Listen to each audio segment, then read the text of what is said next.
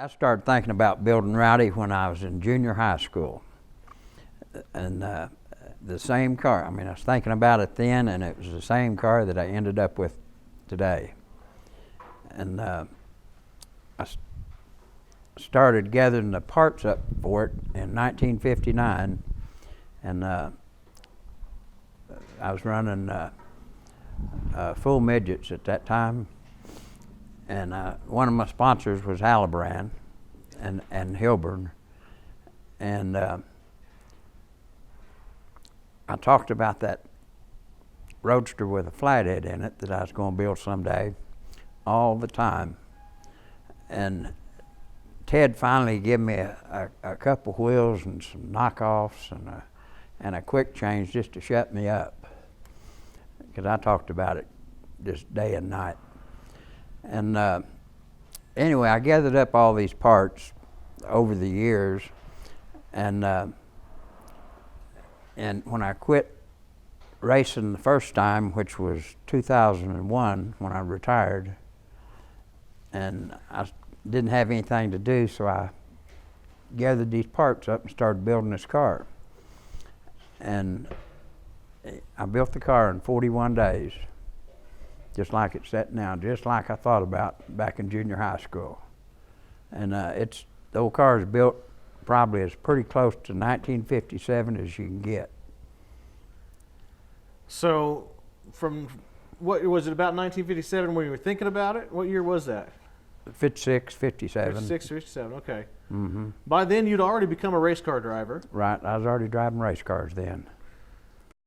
When I was in school, instead of studying, I made a few sketches of it, but they wasn't very good, and over the years the idea changed quite a bit, and it ended up a lot nicer than I'd envisioned at that time.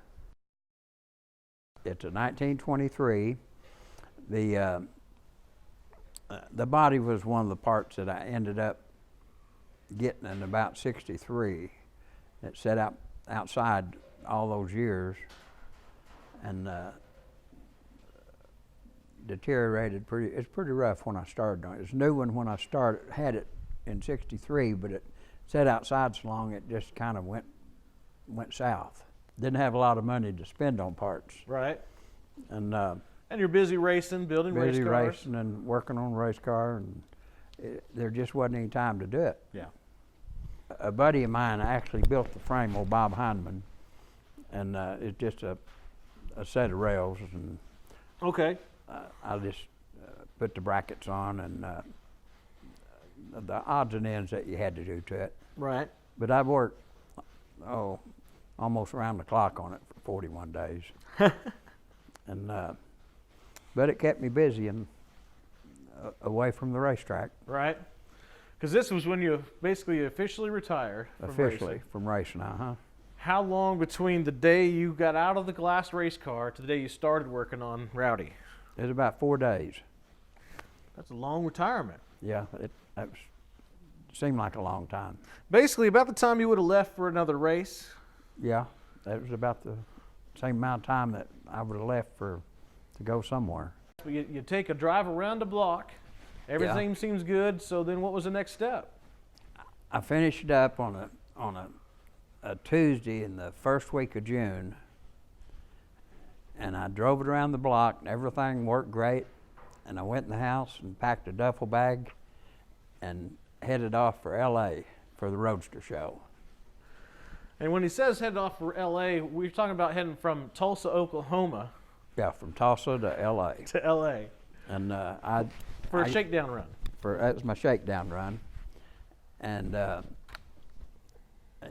get about 4.3 miles a gallon with it, and I carried 5 gallons of fuel up in the front with me, and I'd have to stop at almost every exit and get fuel.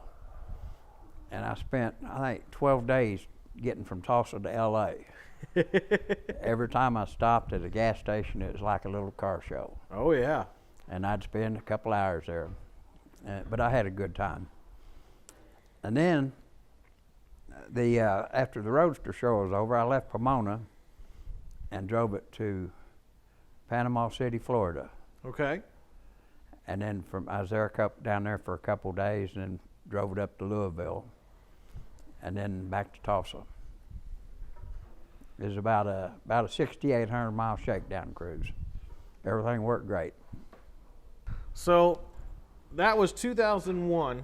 Yeah, 2001. And you've been just about everywhere since then. Yeah, I think I've had it in every state so far.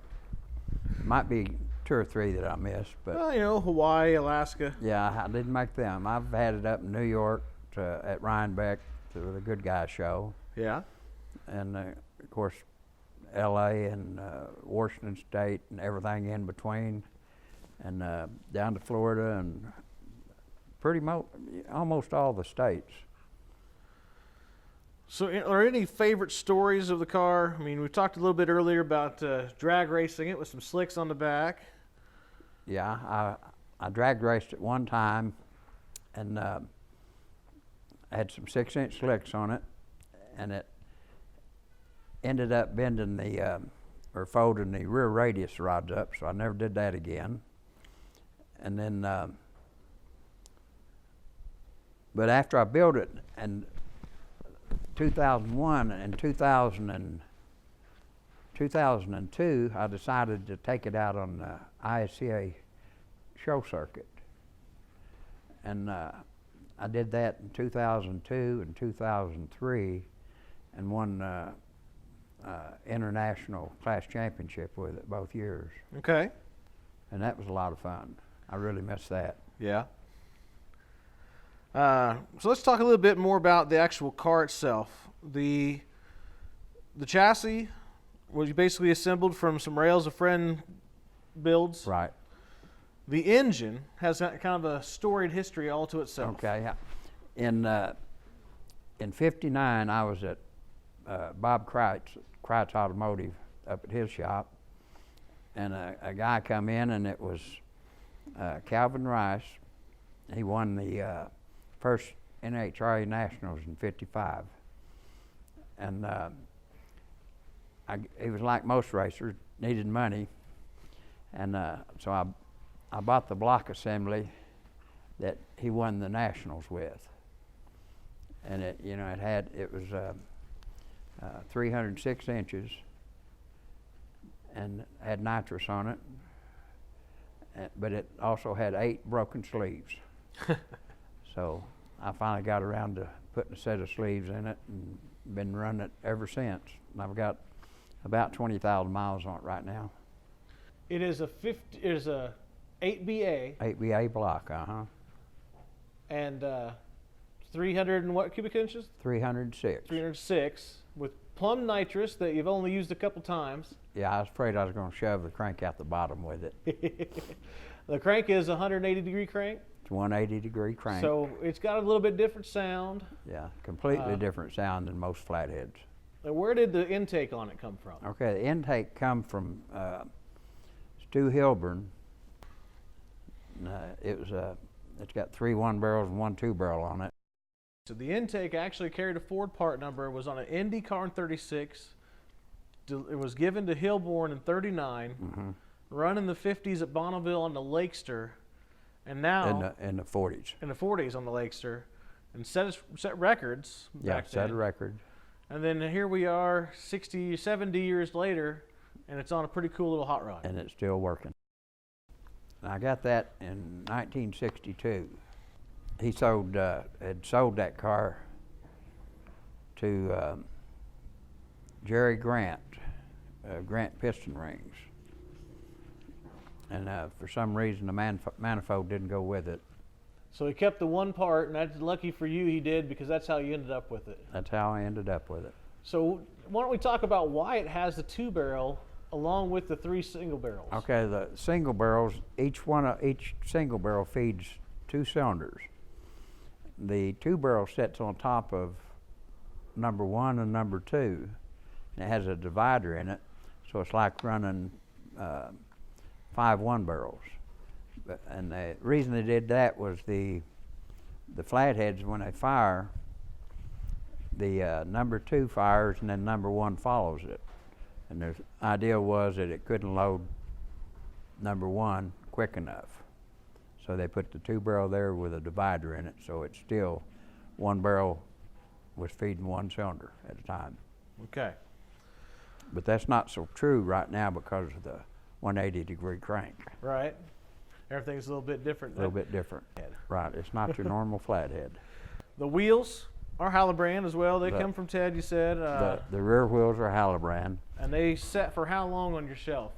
Oh, almost 40 years, I guess. Just waiting. Just waiting for the rest of the parts to waiting show for up. the rest of the stuff. Right. Yeah. And the front wheels are Kreitz wheels. Okay. And